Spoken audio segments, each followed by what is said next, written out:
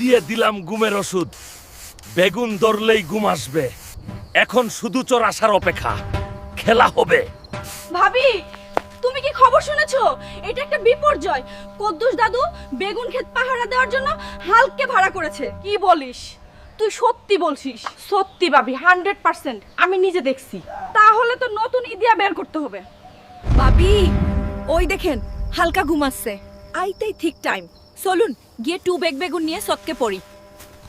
ও কি?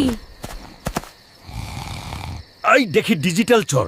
ভাবি, ভাবি ভাবি ভাবছে আমি ঘুমিয়ে আছি, কিন্তু ভাবি তো জানেন আমি যাতে মাতাল তালে ঠিক।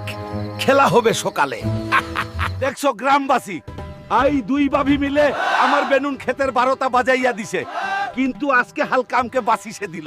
তা আমি ভাবছি আমার বেগুন চুরি করার অপরাধে আমার কোনো জরিমান